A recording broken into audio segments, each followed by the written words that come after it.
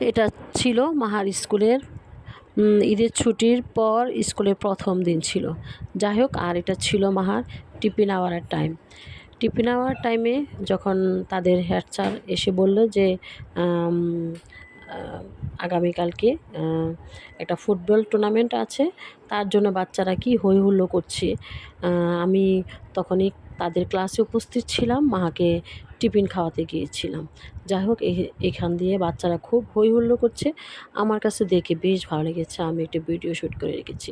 আর এক পাশ দিয়ে বাচ্চারা টিফিন খেয়ে নিচ্ছে, এ ফাঁক দিয়ে আমি মাকেও খাবার রেডি করে দিয়েছি, সেও খেয়ে নিচ্ছে।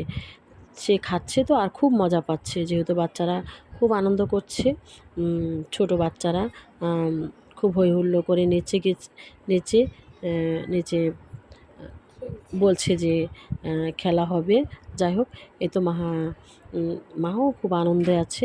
এ তো মাহা খেয়ে নিচ্ছে। মাহার আরিফকে দুজনকে পাশাপাশি খাবার দিয়েছি।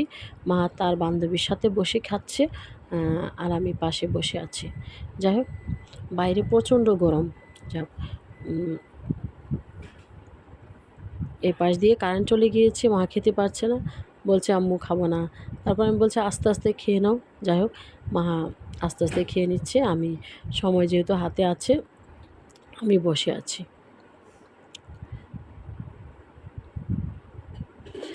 আর এক পাশ দিয়ে একটু পর আর এক পাশ দিয়ে একটু পর পর বাচ্চারা খুব হই হুল্লো করছে, কিছুক্ষণ থামছে আবার কিছুক্ষণ হই হুল্লো করছে।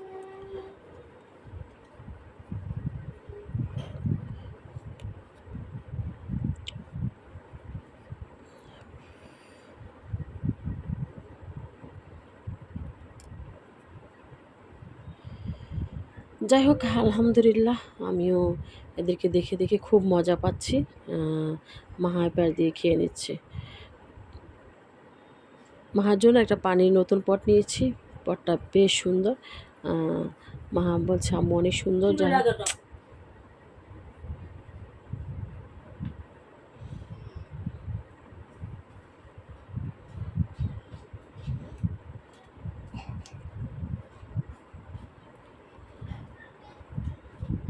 তারপর সব বাচ্চারা মাঠে এসে আবার খেলাধুলা করছে। আমি দাঁড়িয়ে দাঁড়িয়ে কিছুক্ষণ খেলাটা দেখছি।